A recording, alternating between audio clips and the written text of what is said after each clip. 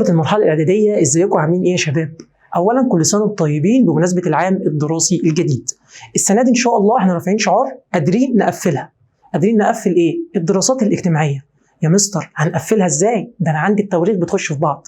ده أنا عندي الشخصيات كتير وأهم أعمالهم بيدوخوني. يا مستر ده أنا عندي الخريطة بالأقاليم بالتضاريس. تمام.